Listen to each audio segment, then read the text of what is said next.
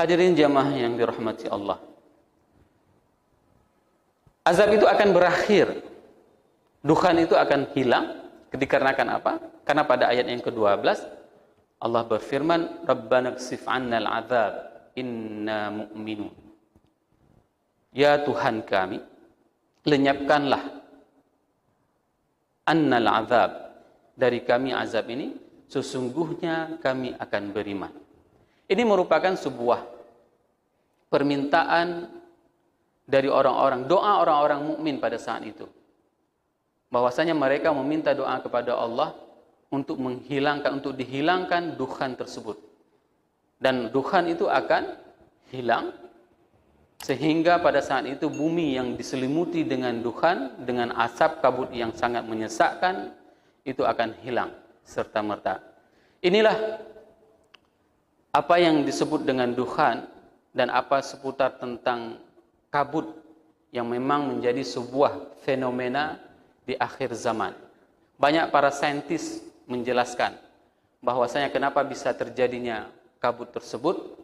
Ada orang yang mengatakan bahwasanya pada saat itu ada yang dinamakan dengan proses terjadinya bumi ini yang sudah apa yang dinamakan dengan proses berlambatnya berputarnya bumi. Kenapa? Karena pada awalnya bumi ini berputar dengan arah sebelah A, maka dia akan berputar dengan sebelah B. Namun, semua prediksi-prediksi itu adalah kajian-kajian secara saintis. Umat Islam sudah diberikan ilmu pasti oleh Allah dan oleh Rasulullah SAW. Apa ilmu pastinya? Di dalam Al-Quran dan di dalam hadis. Sehingga apa? Sehingga kita tidak pernah disibukkan dengan hal-hal yang memang kita membuat kita lalai. Inilah kesempatan kepada kita, jamaah yang dirahmati Allah. Di saat Allah masih memberikan kesempatan kepada kita untuk bisa beramal, datanglah ke masjid. Di saat Allah masih memberikan kepada kesehatan, maka tunaikanlah segala kewajiban yang Allah perintahkan kepada kita. Kenapa? Karena sangat mahal. Berapa banyak di antara jamaah di saat kita melihat di masjid ini tidak nampak 1 minggu misalnya. Kemana Pak? Tidak kelihatan. Oh ternyata sudah sakit. Nah pada saat sakit seperti itu, bagaimana rasanya? Kita kehilangan berjamaah. Walaupun di saat kita sakit seperti itu, maka pahala salat kita pun juga akan dihitung dengan pahala jamaah. Tapi ada rasa. Ada rasa yang memang kita itu merindukan. Bahwasanya suasana yang paling nyaman di saat kita berada di masjid. Di saat kita berada di dalam majelis ilmu. Di saat kita berada bersama orang-orang yang saleh, bertemu dengan orang-orang. Di mana kita ketemunya? Hampir rata-rata kita ketemunya adalah di tempat-tempat yang baik. Ini merupakan sebuah nikmat yang Allah berikan kepada kita semua jemaah yang dirahmati Allah. Hadirin jemaah yang dirahmati Allah. Ada satu cerita yang paling menarik dari Markas Saqafah Al-Islamiyah. Saya ingin share kepada jemaah semuanya. Suatu hari ada salah seorang anak. Maka saya bilang kepada ayahnya, anak tersebut beruntung bapak punya anak seperti Abid. Namanya Abid, umur 8 tahun. Dia membawa jajanan. Bawa jajanan untuk makan di tempat pengajian. Di kelasnya, kelas bawah di sini. Bapak-bapak, ibu-ibu semua melihat bagaimana suasana anak-anak semua lari sana, lari sini sewaktu mereka ngaji. Itu biasa. Ya, hal yang biasa. Kenapa? Itu adalah ranahnya anak-anak. Dan saya termasuk orang yang lari-lari di masjid ini tahun 83. Ya. Dan jangan pernah marahin anak-anak di saat mereka seperti itu. Tapi kita nasihatin dia. Tegur dengan baik-baik. Ajak dia dengan baik-baik. Kenapa? Karena ini adalah pengalaman pribadi. Kalau ada bapak-bapak yang marah kepada anak-anak di saat mereka ribut di masjid, ya, itu berarti bapak-bapak itu tidak pergi ke masjid waktu kecil.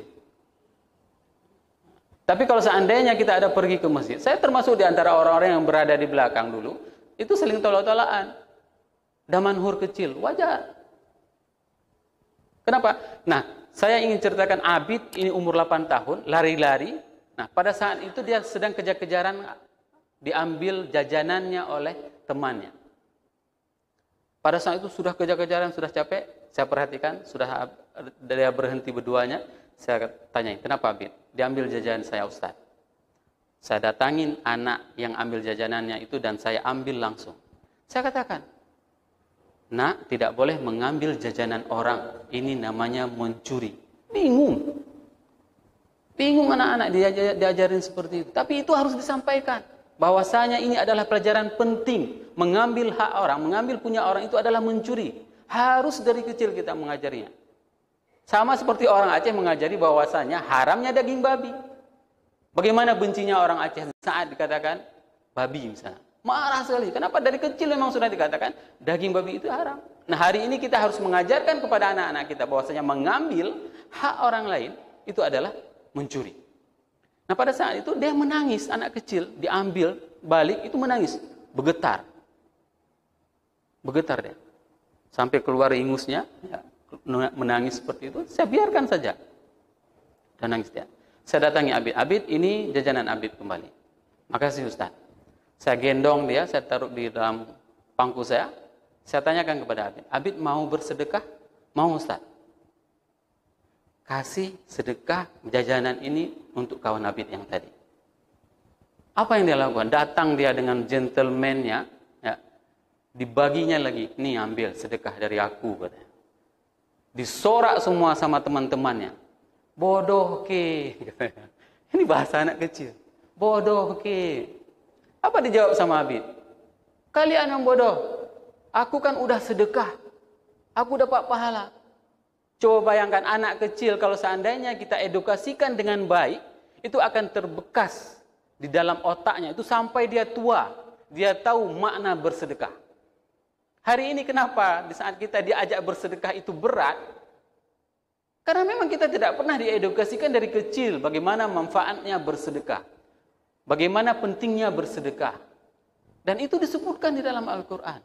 Seandainya Allah mengulur waktu kita, yang dipanjangkan sedikit lagi umur kita, maka kita akan meminta kepada Allah untuk diberikan umur panjang agar kita bisa bersedekah. Hadirin jemaah yang dirahmati Allah, banyak hal yang memang kita bisa pelajari, ya, baik itu dalam kehidupan kita sehari-hari.